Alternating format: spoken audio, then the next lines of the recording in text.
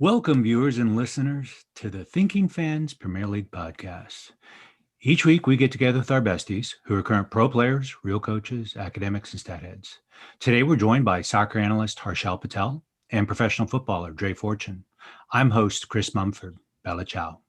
We have a special guest joining us, coach and analytics celebrity David Seymour. We're sponsored by the Premier League Guide, a 300-page book for those mad about football. Moneyball for football, opposition analysis plus eye candy. The next update is available at www.thinkingfanmedia.com and on Amazon. Over the coming weeks, we'll be transitioning to the Thinking Fan Football Club podcast platform and YouTube. Please subscribe. This week, we had a curious one of odds and ends along with the FA Cup. Midweek matches were littered with make-up games, including Man City, Aston Villa, Man United, Fulham, Liverpool, Burnley. And then on the weekend, we saw interesting games with Man United, Liverpool, as well as Southampton and Arsenal in the FA Cup. But we've got to talk about the big news of the day, probably of the week, is the sacking of Lampard from Chelsea. Harshal, did you expect this was going to happen, and what do you think the final straws were? I did expect it to happen, although when it didn't happen after Chelsea lost to Leicester, I thought that maybe the board and the hierarchy at Chelsea were going to give him more time. I expected it to happen right after that game, but it seems as though they've taken this week to sound out potential replacements and get there's whatever succession planning needed to be done before then obviously formally notifying Lampard that he's been sacked, even though they won their FA Cup game on the weekend. But I was expecting this to happen at some point in the next few weeks or so, or as I said, I expected it to take place after the Leicester game, and I think that Leicester game was the final straw in terms of Chelsea not looking like, they've really not looked good enough against the teams who they should. I wouldn't say they should be beating them, but against the teams who they should be around in terms of their place in the table. So I don't think they've beaten a top six side at all this year. They obviously lost to Leicester as well. They only managed to draw with United. They got thrashed by City. So they've only, Lampard only did well against, I think, the teams in the bottom half of the table this year. This season he's really struggled against the top sides, and I'm not saying that is the reason. There are a number of factors, and we can get into that with everybody on this episode as well. But one of the reasons I think will be the fact that they've looked so off the pace in terms of the race for the top four, and that's a minimum at Chelsea, especially given the amount of money they invested in the summer. So I think that is one of the big reasons why he got sacked. Dre, what's your take on from a player's perspective? What were some of the contributing factors to Lampard being sent out? I think just watching the team week in and week out, they struggled to seem to have an identity and a clear, way that they were going to go about their football. And obviously, without having success and without getting the results that are expected of them, as of the last however many years, Chelsea's been expected to be competing for not only first place, but at least top four minimum. And, that's not really what we're seeing right now. So I personally would have expected that they maybe would have given him towards the end of the year, at least. But, it was always going to be difficult for him just with his limited experience as a manager going to such a big club. I think presented a challenge, but it's unfortunate for him that he hasn't matched it. David, was this the right thing to do for Chelsea? I think it was at this time, just with their position in the table and the amount of money that they've spent in the summer has obviously just put huge amounts of pressure on him, and he hasn't delivered. And I think that when you spend 200 million in a transfer window, you're going to expect more. And I think that a lot of these people that are in the Lampard in camp are those that are saying it's a project, give him time. It's not really a project if you're spending 200 million. And I think that's an issue. I think last year he was given grace because of their situation with the transfer embargo, and he did fine. He did as expected, I think. If you'd offered them Champions League at the beginning of the season, they probably would have been pretty thrilled with that. But I think as the season progressed, they looked fine. But yeah, I agree with what Dre said about sort of a lack of clear identity in that club. I think there's a lot going on as well behind the scenes there. Potentially, there's some pretty devastating articles going around online today about the Lampard regime as such, and some of the players potentially not being overly happy. And so, yeah, it makes a lot of sense, particularly as well when you think about the money they spent on Timo Werner and Kai Havertz. It makes sense to bring in a coach that will get the best out of two players who are, frankly, two of the best players in the Bundesliga last year. Mm-hmm. You know, I probably have an alternative take on things. I think it was too soon to sack Lampard. My sense is, and again, we will never know this, but that a lot of the players that were bought this summer were not of his choosing, weren't tops on his list. If you believe The Athletic, which is a very credible source, he really wanted to focus on building up the defense, which if you looked at last year, how this project was going, made sense to do that. Good news, defense got better, but it seems like ownership has given so many toys to Lampard. He struggled with really trying to figure out who his top six, midfield and strikers are. And really I imagine feeling great pressure to play particular players, Werner being one of them, versus allowing one or two other players that performed better, if you care about things like goals per 90 minutes, like Giroud and Abraham were. It made for a messy situation where he was given parts to a puzzle that weren't necessarily the puzzle that he was working on, and they grew impatient. I get the fact that he's a fairly inexperienced coach, but the truth is everybody knew that coming in. So I think this is more of a systemic failure of the organization and the owner's whims than it is of Lampard. Harshal, any thoughts on that? Oh, I mean, definitely there's been a failure of the system in the sense that you're absolutely right about the inexperience part, because when Lampard was hired last year, almost everybody thought that this was more of a stopgap and more of a way to mollify the fan base, because you're bringing in a club legend. He's the top goal scorer in Chelsea's history, and the fact was, it seemed as though he was being brought in as a way to calm fans down and sort of steady the ship before they brought someone else in a year or 2 years down the line. The hierarchy made it clear that was not the case, but inadvertently, that's basically what's happened. He steadied the ship for a year, got them top four during a time when obviously they were under a transfer embargo.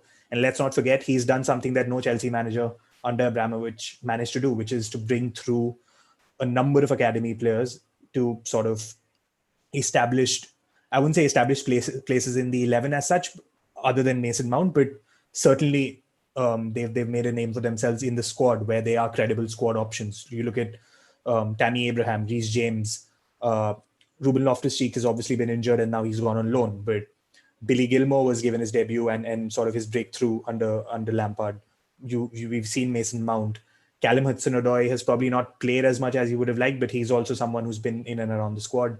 Fikayo Tomori, another player who made his breakthrough under Lampard, but now obviously didn't have enough opportunities and was sent out on loan to AC Milan this month. But overall, you've not seen this sort of progression from the Chelsea Youth Academy to the Chelsea first team under any manager since Roman Abramovich bought the club. So that, I think, is definitely a positive in terms of how I think fans should look at Lampard's reign. But yes, I think there has been a bit of a failure in terms of, I think, their recruitment in general, because they did buy some of these players, but without a fixed idea of how they would fit in the 11. And that may be down to the fact that, as you said, some of them might not have been Lampard's choice, because he's looked at, the way in which Werner has been used and in which Havertz has been used has been, and I will go as far as to say it's been criminal, because they've absolutely not been utilized in terms of their strengths if you look at how they played in the Bundesliga over the last couple of seasons. So it does look like they've bought the sort of the shiniest available objects in the transfer market. And I do get the sense of opportunism there because of the way the market was with COVID. I mean, if you get the chance to sign a Havertz, you should take it, no matter where you are in terms of your project and squad building. If you have the money available and if you're able to persuade a player like of that caliber to come. I mean, I do get that, but it does seem that a lot of it is a little bit haphazard. And I mean, let's see where they go with their next appointment. It's most likely going to be Thomas Tuchel, according to almost every media house out there. So let's see how it goes. But yeah, I do think there has been a bit of a systematic failure. Let's pick that up in just a moment. So if you look at XG for Chelsea for the season so far, it's been 1.89. The actual goals they've scored is 1.98. While his opponents the XG was 1.12, and it's been actually had 1.2 goals per match scored on them. So they've kind of their XG and their goals line up pretty well. I do think that there have been some instances where they've been a bit unlucky. There's a transition that's going to be happening. Dre, do you have much experience about being on teams where new coaches came in, and what's that personal experience like for the players? Yeah, I had that happen once. It wasn't mid-season though, so I think it's obviously a little bit different when it happens in the middle of everything going on. Things have to happen a bit quicker. But yeah, for me when it happened, I mean, it was just one of those things where, a new manager comes in and obviously you're a team, but everybody individually wants to understand what the manager is looking for your specific position and try to obviously make good first impressions and get yourself out there so that you can be on the pitch every game. So obviously I think people are going to be upset. Some people are going to be upset Lampard's gone. Some people are going to be fine with it. Some people might be happy, and they're just going to look to have a clean slate, start fresh. And it should be a boost for the squad going forward. At least just everybody should be starting from zero and resetting everything that's going on at the moment. So hopefully it gets them a good run of games and doesn't take them in the opposite direction. Well, they are going to have a lot of games in the next 14 days. They're going to have 4 matches, so it is a very peculiar time to be bringing in a new head coach. David, what do you think? Tuchel's the right man for this, and who are the winners and losers going to be with this? Yeah, I think Tuchel's a really astute appointment. I think that you're gonna see him gradually start to pull the best out of the two German signings that we spoke about already. Obviously, he's got experience of working with Pulisic and Thiago Silva, so that's probably been a bit of something to think about for the board when they were bringing him in, about what players he can start to get the best of.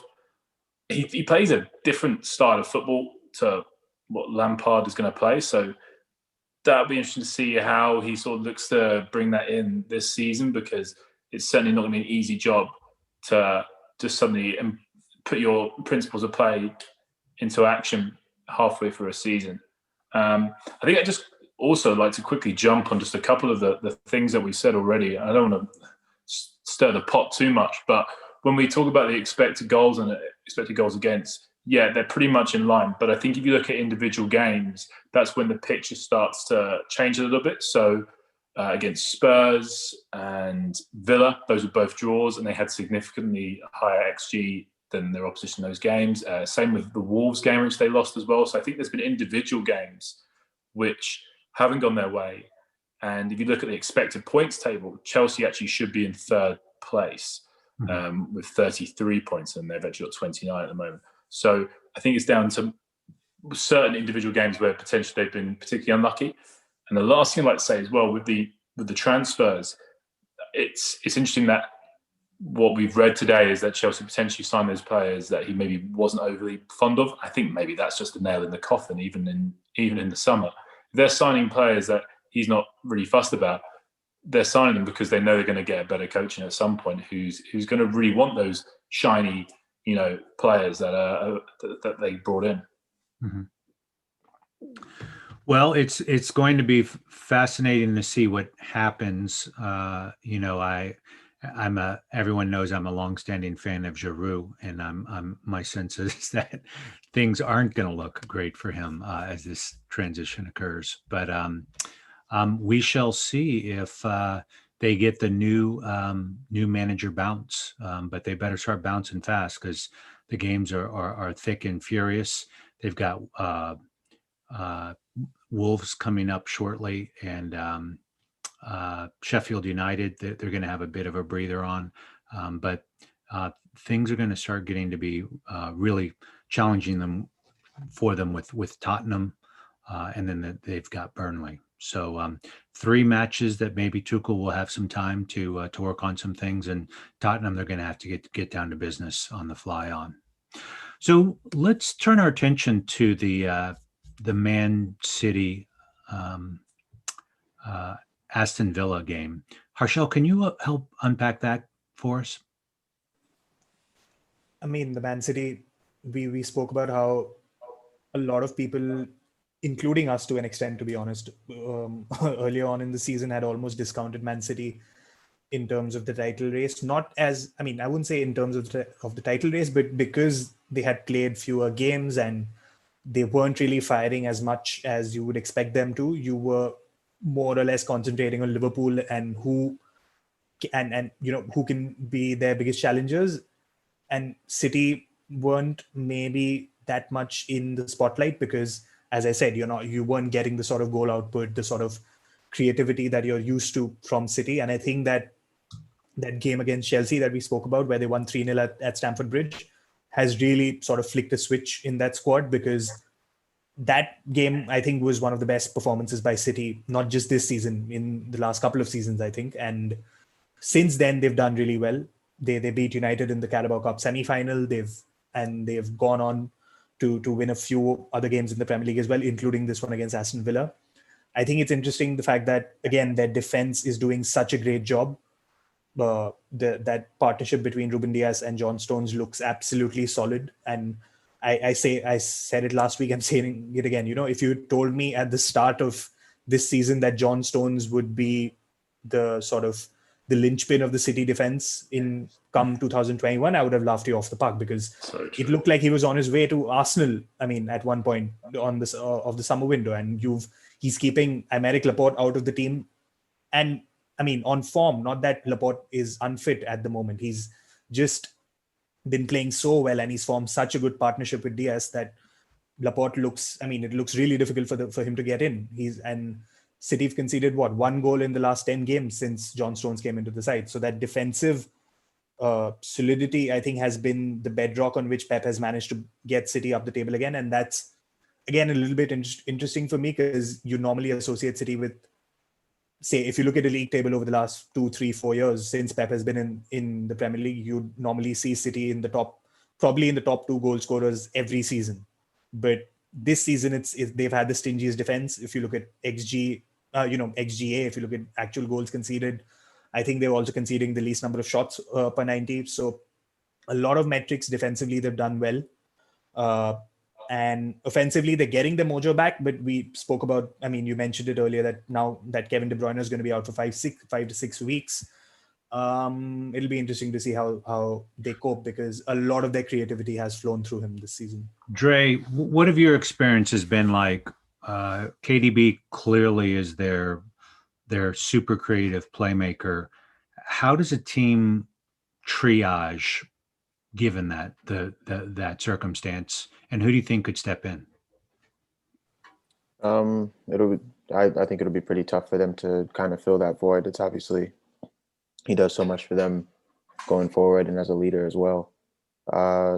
It's gonna take a team effort. Everybody's gonna have to work together and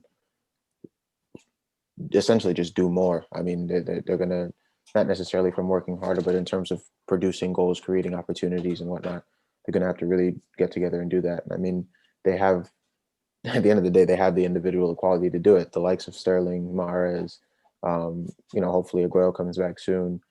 Foden's been coming along well. Gundogan does well in the midfield. These are all guys who are capable of helping to produce and fill that void that's going to be left as he's out injured. But it's definitely gonna, it's an unfortunate time for them as they've just kind of really found their form and their rhythm, and they've really gotten going. But we've seen Pep do wonderful things while missing players and while needing to adjust on the fly. So I'm sure he'll come up with something that's going to help them out and help them sustain this level of play they've had. So, David, Man City's got West Brom, Sheffield United, Burnley, and then Liverpool. What's your take on what's going to happen? I mean, I really feel like they just got their mojo. Will Bernardo Silva be that guy? Will Gundogan really have some more space to be creative? How do you see this playing out? Yeah, it'd be really interesting to see. I would imagine you're going to see Foden start to be brought in central more frequently. So I think a lot of emphasis is going to be put on the wide players as well. The thing with Kevin De Bruyne is obviously, he is absolutely so central to everything they do in attack, but he wanders across the pitch. We know that. So, he'll drop out into the right back space to hit through passes, or he'll go over into left wing or whatever. They don't really have another player that is going to do anything like that. So it's going to change the way they play.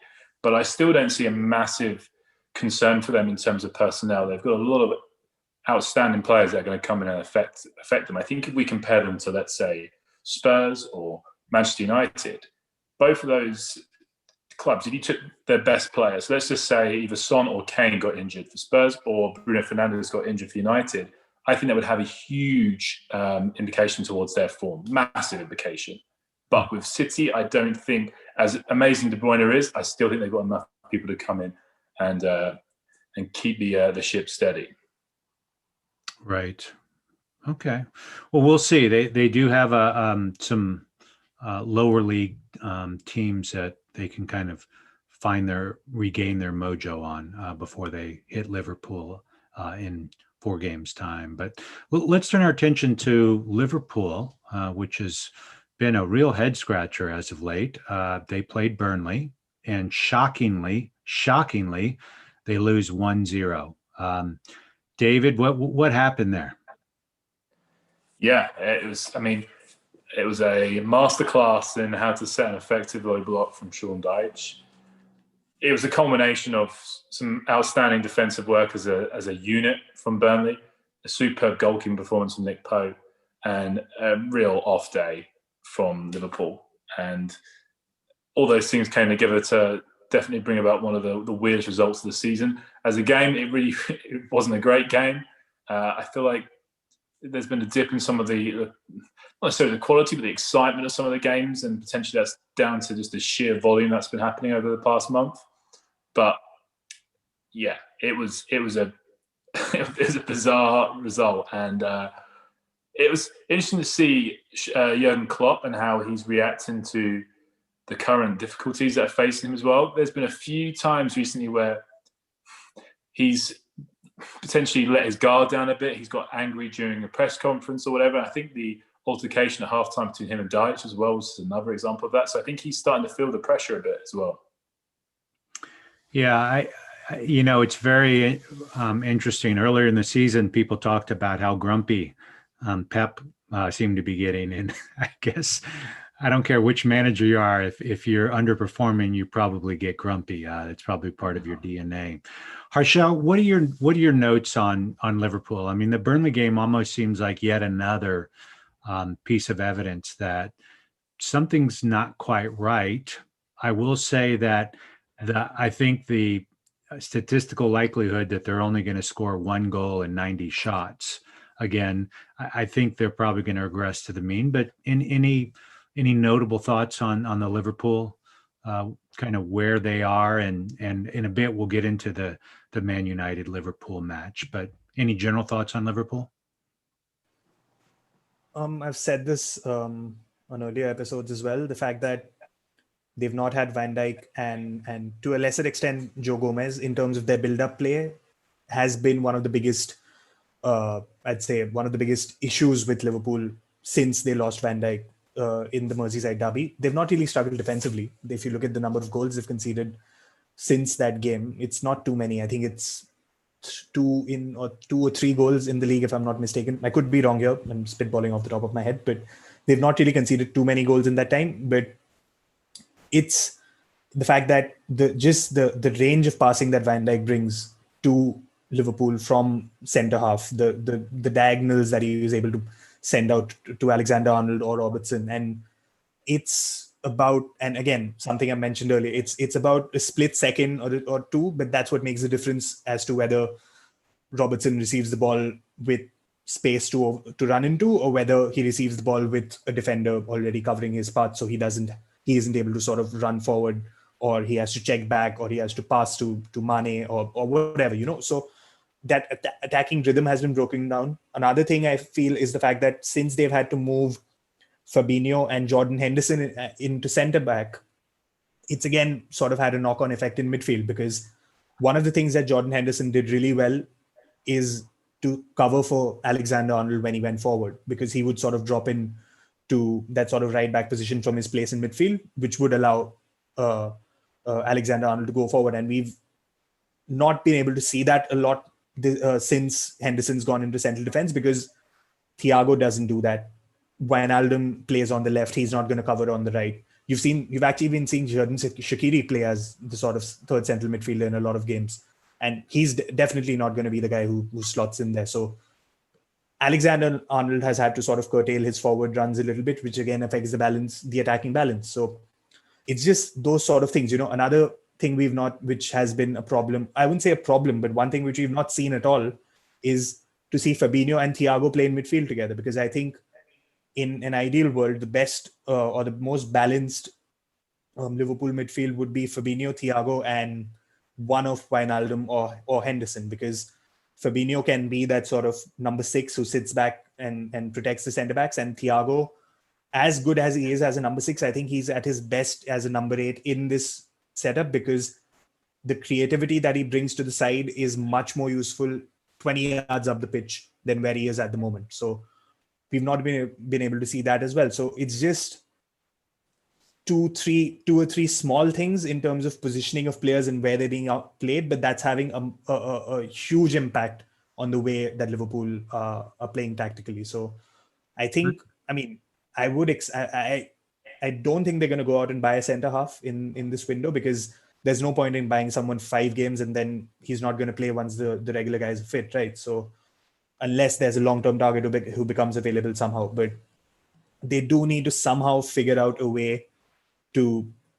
I would be all for playing the likes of Nat Phillips and Reece Williams as much. Wherever possible, and allowing Henderson or Fabinho to play in midfield, because that's where they're lacking more than defensively. I think it's the creative aspect of their game where they're lacking, which we're seeing with the lack of goals. Good. Thank you. Dre, what's your take on Man United? They had a fairly pedestrian win over Fulham, 2-1 midweek, and then they played Liverpool in an FA Cup match. What are some general observations about Man United, and then we'll get into the specifics of the game? I think right now they're a comfortable and confident side. They've found the results as of late. They find themselves on top of the table, which is obviously nice. And at the end, they have individual talents that are going to be able to take them as far as their performances will go, with the likes of Bruno, Paul Pogba, Marcus Rashford, to just name a couple. So I think right now they've found what works for them, and they're in a good little groove. And it'll be a little bit more challenging, I think, with Europe coming back into play, and obviously as the season goes on and different things happen, whether or not it be injuries, fatigue, whatever. Obviously that's gonna cause a little more rotation and whatnot. There was definitely conversation about whether Bruno was tired and needed to be rested. But as players, you never want to sit on the side. You always want to go out there and play and then hope to score. So no, I think they're doing quite well right now. It's a good run for them, and I don't really see too much getting in the way of it.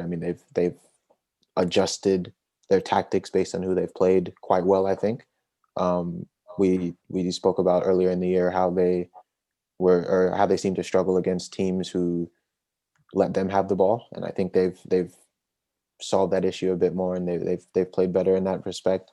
And yeah, like I said, at the end of the day, when you got a guy like Pogba who scores the goal he does against Fulham, or Fernandes who scores a free kick he does against Liverpool. That those are easy bailout options at the end of the day. So I think they'll be fine. Well, they are going to have some work ahead of them in the next couple of weeks. They'll start off with Sheffield United on Wednesday, and then they'll play Arsenal, Southampton, and Everton, and then the mighty West Ham in the 5th round of the FA Cup. So the rubber is going to hit the road. David, help us unpack what happened on Sunday in the Man United Liverpool match. Yeah, I mean, it was an interesting game. And I think particularly more interesting because of what happened already the week before. And I think Harshal will probably be the man to ask more for this one, but it felt to me like after the week before, it looked like there was a lot more belief in that United team that they could go and win that game. Is that something you felt, Harshal? Yeah, definitely. I mean,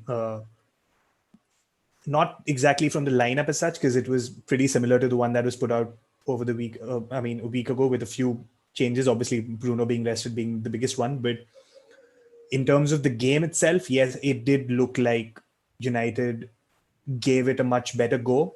But also, I think just that they looked. I mean, for example, Marcus Rashford looked an absolutely different player to the one a week ago against Liverpool, where, I mean, I think he got caught offside 6 times in the first half against Liverpool in the league game, whereas he was right on the money here in terms of the runs he was making. And obviously, we saw the pass he put on for Greenwood in the first half for the equalizer. He himself got the United second goal early on in the second half. But just in general, his movement, his positioning, the runs he was making, the fact that he was taking on defenders, all of that, and that he's just the sort of embodiment of how confident I thought United were in general in this game.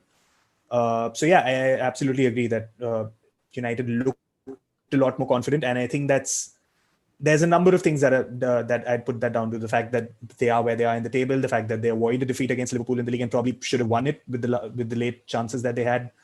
And I think Ole's done a brilliant job behind the scenes in terms of managing just the culture and the squad morale. I think that the most obvious thing, I guess it's a cup game, so it's going to be a slightly different approach, but I felt like the week before there was, I wouldn't say a timidity to their performance, but there was certainly a fear of losing. And I didn't get that at all from their performance in the FA Cup. I think they had more possession, although I know Liverpool still had more in total, but I know they had more possession than they did the week before. And I think they had double the amount of shots as well. And they just looked slightly more open as a team. And yeah, they're going to concede goals by doing that, but it definitely helped them, put goals on the board as such. Well, good. Give me a gut check. Does anybody think that Man United has a better than the rest chance of winning the Premier League this season? Yeah, it's theirs to lose. It's theirs to lose at this stage. You think for Man United? Yeah, I disagree. I think City's still, for me, the top runner. We'll see how they do within the next few games without De Bruyne, but I think City's the team to beat. Harshal? Yeah, I'll have to agree with Dre on that, as much as I'd love to say that United are favourites, but I think City have a game in hand, and just in general, I would still make them favourites. Title winning experience in the squad with Pep, just the overall quality, as David said, they can afford. They've not had Aguero. I mean, look at it this way: they've not had Aguero for virtually the entire season, and they've still managed to. They are where they are in terms of. I think if they win their game in hand, they go top of the table. So, yeah, they just have the depth to be able to cope with all of these absences that we are going to have this season. Injuries, COVID, all of that is going to lead to a lot more squad rotation, and they have a lot more quality in depth. And I think that at the end of the day will maybe get them through. But I mean, we have said that this is going to be one of the weirdest seasons in recent history. So if ever there was a season where a team like a United could win the title, it's going to be this one, because I think normal service is going to resume from next season onwards with Liverpool and City. So this is probably the best chance United are going to get in a long time to win the title. I tell you what, ask the question again in like 5 weeks' time when City have played Spurs and Liverpool, and they've got to play United as well, haven't they? So yeah, but that's a while away. But in the next 5 weeks, they're going to play Liverpool and they're going to play Liverpool and Spurs, I think. Yeah, I still wouldn't count Liverpool out of contention with. I mean, I think it's Liverpool and Man City. I wish I could come up with something more unique. I do think there's a case that they're legit contenders. I don't think the KDB injury is the last major injury amongst the top teams. So we've still got some very good reasons to continue watching these matches. Dre, before you move on, Chris, I just want to say let's not ignore Leicester City as well. They're right up there. I don't imagine they'll win, but they're only 2 points off the top at the moment. Hey, no, let me jump on the end of that. Why are we ignoring Spurs as well? Hey, because listen, if they've got a couple of big games coming up, if they can beat Liverpool, is that next week? Suddenly you're looking at Spurs. They've gone for a terrible run of form, and yet they're still within touching distance. They can't play much worse than they did over the last 5 weeks. So if they turn it around, they need one or two players in this transfer window, I think. But I don't think they're out of it either. Well, I don't think they're out of it. I wonder about the inevitability of Son or Kane going down for 3 weeks or so. And they just don't have the depth to do that. They're such a well-constructed team, as you would expect a Mourinho team to be. But hey, I'm just so happy we're talking about parity and there's more than one team or two teams that could win the Premier League. So just to jump in there, Chris, sorry again, but to jump in on Jay's comment, because I do think we need to mention Leicester here as well in a little more detail, because I mean, Jamie Vardy is going to be absent for 2-3 weeks maybe. He's just had surgery on a long-standing issue that he was managing. So Brendan Rodgers has sort of chosen this moment to say that, hey, you know what, let's get this issue sorted out so that you can be at full tilt for the rest of the season. So I'd be interested to see how they play without him, because he hasn't really been scoring too much in the last few weeks, but he just adds so much to their game in terms of his off-the-ball energy and pressing when they're out of possession, and the fact that his threat in terms of running in behind forces teams to drop deeper, and that opens up space for the Leicester midfield. So because Kelechi Iheanacho is a very different type of striker, and he's arguably not really ever kickstarted his Leicester career. And I mean, let's see how that works out. But arguably, they've not really needed Vardy over the last few weeks. It's been the James Maddison and Harvey Barnes show in terms of goal scoring. Yuri Tielemans has been pulling the strings in midfield, and Rodgers has managed to get back a lot of his injured players. Chagla Soyuncu started in the FA Cup. Ricardo Pereira started in the FA Cup. So he's getting back a lot of the players that he didn't have for large parts of this season. He won't have Vardy, but they've not really needed him in terms of goal scoring in the last few weeks. So I don't know if Maddison and Barnes can keep their form up, if Tielemans can keep playing the way he has been. As David said, as Jay said, Leicester certainly aren't out of it. Spurs also probably aren't out of it. So it'll be great. I mean, I think in the next 5 weeks, a lot of things could get clear. Sure. Well, let's turn our attention to that Southampton-Arsenal match, which, interestingly enough, Arsenal had 62% possession of the ball. You don't see a lot of times when Arsenal was doing that, but I think Southampton was very happy to cede possession as usual.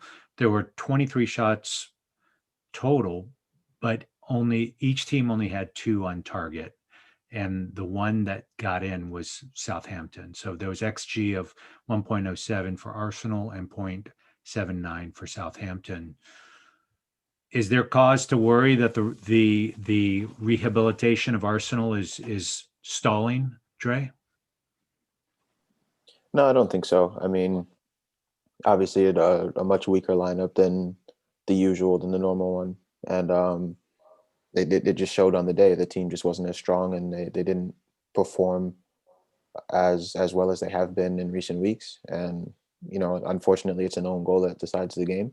Mm-hmm. But yeah, I mean, I think it's just as simple as that. I don't think there are any alarm bells going off, at least not from me.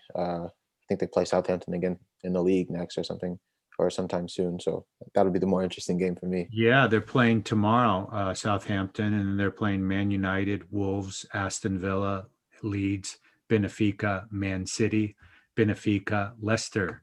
So they've probably got arguably the most brutal next 6 weeks of any team in the Premier League. So we're going to find out real soon what their medal is. David, any thoughts on Arsenal? I think that potentially they're a really nice run of form and things were looking up. But listen, they beat Newcastle before this game, and anyone could beat Newcastle. And then the game before that, they were poor against Crystal Palace, and Crystal Palace were the better team there. And it was, I think, it was a 0-0 draw. It was certainly a draw, and Palace were the better team in that game. And I think that Southampton, that was a close game in itself. Potentially going for another little bit of a lull. This one, when we talk about projects, we talk about Lampard. This one is actually, I thought, a proper project. They've certainly got a little bit of money, but they're not spending the sort of money that Chelsea are spending. And there is an issue at their club. There's players there that I think that are certainly worth investing in long term. And there's players that are maybe coming towards the end of their career who are on that last big payday. And it's an interesting dynamic. So, patience is definitely key for Arteta, I think. Interesting. Harshal, what's your take on Southampton? I've said this earlier again that they just, it's the lack of depth that's holding them back in terms of their squad, because when Ralph Hasenhüttl has his first choice 11 available to him, they can beat any team in the league, and they've shown that this season already. They beat Liverpool a few weeks ago, and even that was with quite a few notable absentees. So, I think they are trying to get some players in the window. I think the one area where they absolutely need some cover is at fullback, because there's literally nobody to cover for Ryan Bertrand at left back, and even at right back, Jan Valery is 19. He's played a few games in the Premier League over the last couple of seasons, but he's hardly you won't want to rely on him for any significant amount of time. So that's just one area, but they are just broadly throughout the squad. I think they need to bring in a few players to just beef up numbers, because most days, if I look at the Southampton bench and I see squad numbers from the high 40s onwards, which basically indicates that the kids from the academy. And that's the only thing holding them back a little bit, I think, at the moment, because the Hasenhüttl's tactics are absolutely spot on. He knows what he wants to do. The players know what he wants to do, and it's even the academy. They have more of a B side than an academy as such, because he's basically laid down a playbook at Southampton in terms of how he wants all the teams to play. So if a player needs to make a step up from the academy, they know what they need to do, in terms of their role in for the team. So I expect them to be where, there and thereabouts in terms of where they are in the table, top 10 definitely. But for them to make the step up to, say, Europa League contenders next season, I think there's a little bit of investment that needs to happen in the summer. Nice. Is it crazy to suggest that Kyle Walker-Peters is the best English right back right now in terms of form? I'm not talking about who's the best player overall. I'm talking right now who is the best English right back. I've been so impressed with him. That's not something you'd have thought you'd say again at the start of the season. Just look at the depth England have at right back. Trent Alexander-Arnold, Aaron Wan-Bissaka, Walker-Peters obviously, but he's barely got a look in anywhere near the England squad. Kieran Trippier at Atletico. Kyle Walker, although I think his time may now be coming to an end with England. But yeah, definitely Kyle Walker-Peters is, over the last month or 5 weeks or so, I think he has definitely been the English right back who's been in form. But I don't think he's going to get anywhere near the England squad anytime soon. So we've got a really interesting week of matches coming up. Some notables are Southampton, Arsenal on Tuesday, Chelsea, Wolves. We'll see what the new look Chelsea looks like on Wednesday. We've got Everton, Leicester City on Wednesday. We've got Tottenham, Liverpool on Thursday. But it doesn't stop there. We carry on to Arsenal, Man United on Saturday, Southampton, Aston Villa Leeds and Leicester. And then, of course, that West Ham Liverpool game is going to be very exciting on Sunday. Speaking of West Ham, David, what's your take on West Ham, and are they where they belong? Is there a case to be optimistic for West Ham? That's a great question. I think what we've got right now is David Moyes has made us a very organised unit, and it's the most organised I've seen us for a long time, probably since Sam Allardyce. And we don't look like making huge amounts of mistakes at the back, which is a nice change to make. On top of that, we've got a real good group of sort of attacking flair players, and then there's a core of just hard-working individuals: Antonio, Rice, Soucek. So there's a nice balance in that team right now, and I think that's potentially why we are where we are. You don't need to do anything like drastic with it. Like I said, it's just an organised team who've got some nice creative players, and also little things, really good at set pieces as well. So it's a recipe for like top half Premier League football. I'm happy to be a boring team for the next 2 or 3 years. Just give me some stability, and I think that's what we're going to get from Moyes. Just for grins, what sort of additions would make the most sense for West Ham? It's difficult because before this season, I would have said to you, we need fullbacks, we need a centre back. But now the number one thing is a centre forward, and I'm concerned that they're going to panic buy. I've read something crazy like Golden Sullivan have bought 40 different centre forwards since they've been at the club, which would make sense. I saw a list of them, and there were some. I had a season ticket until all COVID started happening, but I don't remember some of these players. So there's been a lot of strikers. I think that there were some names put out there like Patson Daka or Buledia. I think both of those would be good players, but we'll wait and see. Adam Armstrong would be a sensible option from the Championship. Midfield looks really, really good right now. Happy with that. I think we need to gradually start to phase out some of the higher earners who aren't potentially performing up to that level, sort of Yarmolenko, maybe Ryan Fredericks. Those kind of players maybe we need to start to phase out. I think a centre-back as well would be nice. But Balbuena and Ogbonna and even Craig Dawson have been fantastic this year. So, yeah. Well, we'll see how West Ham progresses. You obviously live in England. What's the mood like there is in terms of the lockdown, and do you see any threats or stoppages potentially happening for the Premier League? Yeah, it's pretty rubbish here at the moment. I think that the fact that football is happening is potentially keeping people sane. And I think the government will do everything they can to keep it open. I saw Gary Neville make a superb point on Monday Night Football, maybe last week, where he was criticising the government for having a go at players for hugging when they scored. And he's like, without going into politics, he's like, the football is keeping people on side with everything that's happening right now. I think if you took that away, it'd be a big issue. What we've got at the moment is that a lot of the lower leagues, so your conference all the way down to like the lowest level of sort of professional football, are facing a likelihood of their season being cancelled. The local team that I have here, Hastings United, had their season cancelled last year when they were top of the table, and they're top of the table again. It looks like the season's going to get cancelled. So potentially you might start to see the other leagues gradually work their way up. Who knows what's going to happen to League 2, League 1, even Championship. It really depends what happens over the next month or two. And I think they'll do whatever they can to keep the Prem alive. Very good. Well, let's keep our fingers crossed and let's keep optimistic on this, as I do think that it is so important for everybody's mental health and gives us some fabulous things to chat about. Well, why don't we leave the pod there for this week? We're sponsored by the Premier League Guide, Moneyball for Football, Opposition Analysis plus Eye Candy. The current update is available at www.thinkingfanmedia.com and on Amazon. Please subscribe to Thinking Fan Football Club on YouTube and your favorite podcast platform. Join us for our next Football Thinking Fans podcast. For now, bella ciao, ciao ciao.